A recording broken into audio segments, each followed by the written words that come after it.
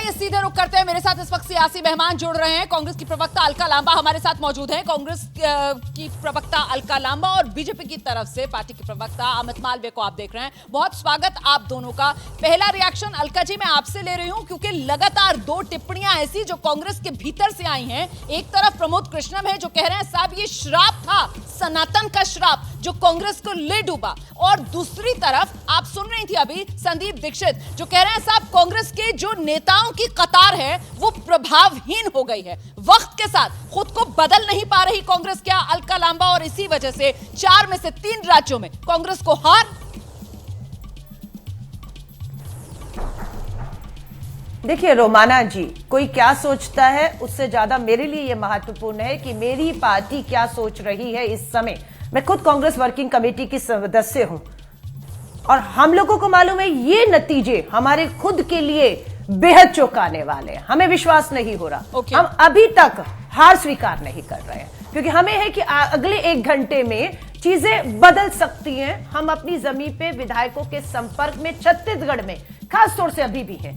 तेलंगाना की बात हो 66 सीटें, तो हम आगे जा रहे हैं। हमारे वो सत्ता वहां पर सरकार बनाने जा रहे हो, जीत लिए तेलंगाना। छत्तीसगढ़ अभी भी हम हार नहीं स्वीकार रहे। हाँ, मध्य प्रदेश बिल्कुल चौंकाने वाला है, कोई दो राय नहीं है। बिल्कुल हमारे वहां के जो प्रभारी हैं, शीर्ष नेतृत्व, स्वाभाविक है जब फाइनली क्लोजिंग हो जाएगी बैठेंगे, मंथन होगा, कमियां क्या रही। आप प्लीज अभी इंतजार कीजिए। वो कहते हैं ना उम्मीद पे दुनिया कायम है। आप अपनी उम्मीद का दामन अभी थामे रखिए। जब तक पूरी तरीके से वो मोहर नहीं लग जाती है तब तक मैं आपको और ज्यादा कड़े सवालों से परेशान नहीं करूंगी। लेकिन फिर भी कांग्रेस आत्ममंथन अगर करेगी तो किन बिंदुओं पर, इस पर आगे जवाब दे दीजिएगा। पर अमित मालवीय जी का मैं रुख कर रही हूं, क्योंकि आज दिन बीजेपी का है, आज दिन अमित मालवीय की पार्टी का है, क्योंकि 4 में से 3 क्रेडिट बीजेपी का, और वो भी पूरे कन्विंसिंग अंदाज में।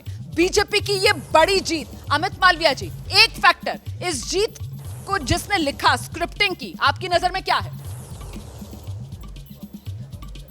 इस जीत को स्क्रिप्ट करने वाले नरेंद्र मोदी जी हैं। मोदी जी की गारंटी ही इन परिणामों के लिए जिम्मेदार है।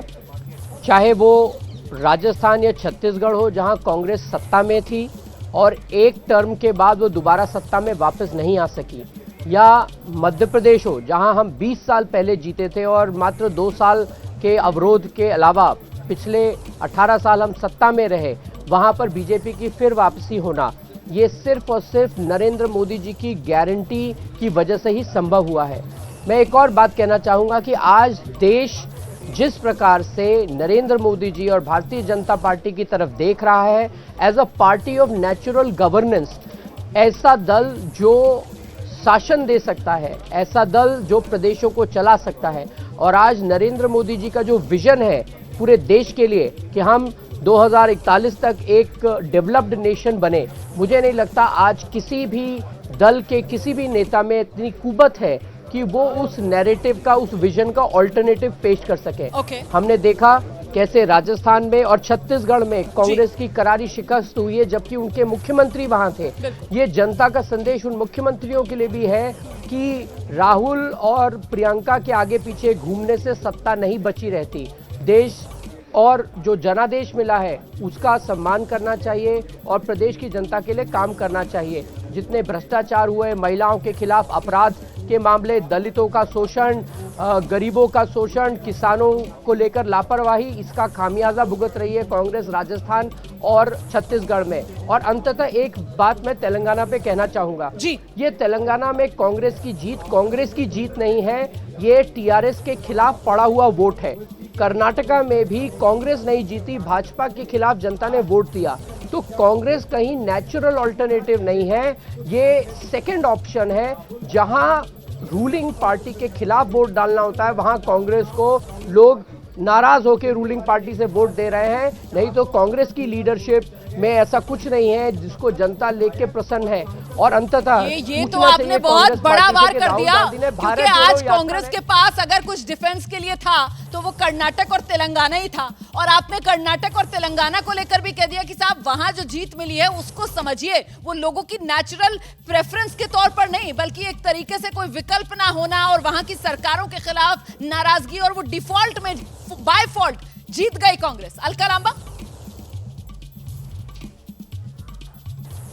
रोमाना जी, ये अभी ताजी मिली हार को हिमाचल और कर्नाटक भूल कैसे गए? दोनों तरफ भाजपा की डबल इंजन की सरकारें थी, प्रधानमंत्री मोदी जी वहां पर भी गए। हमारे खिलाफ अगर एंटी इनकम्बेंसी था तो कर्नाटक हिमाचल में क्या था आपके खिलाफ? सुपड़ा साफ हुआ, डबल इंजन की बात नहीं चली। अब तेलंगाना में आते तो कहते हैं एंटी वोट हमें बैठे बिठाए मिल गया। वो बैठे बिठाए आपको क्यों नहीं मिला? आप क्यों दक्षिण भारत मुक्त हो गए? पहले कर्नाटक हारे, अब तेलंगाना आ गए, हार गए। केरला तमिलनाडु आपका कुछ है नहीं वहां पर, तो आप तो दक्षिण भारत मुक्त हो गए। और एंटी वोट अगर तेलंगाना में कांग्रेस को मिला है तो मोदी जी की गारंटियों पर मोहर दक्षिण भारत ने क्यों नहीं लगाई? क्योंकि दक्षिण भारत में ये जो सांप्रदायिकता का, सनातन का कार्ड खेल रहे थे, मैं पूछना चाहती हूं, अलका लांबा, 90 सीटों अलका लांबा, हमें जीत मिल रही है। एक सवाल है मेरा, क्या ये बात कांग्रेस को परेशान नहीं कर रही है कि कांग्रेस ऐसा प्रतीत हो रहा है अब कि सिर्फ दक्षिण भारत की पार्टी बनकर रह गई? मतलब उत्तर भारत के राज्यों में आप जैसे जैसे ऊपर जाते जाएंगे कांग्रेस का सुपड़ा सा बचा क्या है आपके पास? एक छोटा सा बहुत खूबसूरत राज्य है हिमाचल प्रदेश, पहाड़ी राज्य, हाँ, वहां जरूर आपके पास सत्ता है, लेकिन बाकी पूरा सुपड़ा साफ है। लद्दाख के स्थानीय, लद्दाख जम्मू कश्मीर के चुनाव भाजपा मतलब क्यों वो नहीं काउंसिल करा? वाले हमारे आप दिमाग की जीत को पार्टी यहाँ पर जो- गिना रही है, मैं राज्यों की बात कर रही थी, प्रॉपर स्टेट्स की बात कर रही थी मैं मैम। नहीं हो रहा, प्रॉपर स्टेट का चुनाव ही तो नहीं हो रहा जम्मू कश्मीर में। अच्छा। और वहां की जो है एक वो दिखा दिया इन्होंने स्थानीय चुनावों में, है ना? हिम्मत नहीं दिखा रही भाजपा कि आप चुनाव तो करवाइए, है ना? आपका जो तर्क है उसके बाद मुझे आप ही के पार्टी के नेता है सिद्धू जी, उन्हीं की बात याद आ जाती है कि अगर मेरी चाची के मूछे होती तो वो चाचा होते। मतलब अगर जम्मू कश्मीर में चुनाव हो जाते तो हमारी वहां पर पार्टी होती। ठीक है, मैं आऊंगी दोबारा आपके पास। मैं समझ रही हूँ कि आज मुश्किल दिन है, जवाब देना आसानी से बन नहीं पा रहा होगा, लेकिन इस बीच जरा एक बार फिर से अमित मालविया का हम रुख करते हैं। अमित मालविया जी, ये 23 के रिजल्ट जिनको 24 के सेमीफाइनल के तौर पर देखा जा रहा था, ऐसे में 24 मतलब यहां से अब रास्ता बिल्कुल आसान नजर आ रहा है, कोई चैलेंज ही नहीं नजर आ रहा है।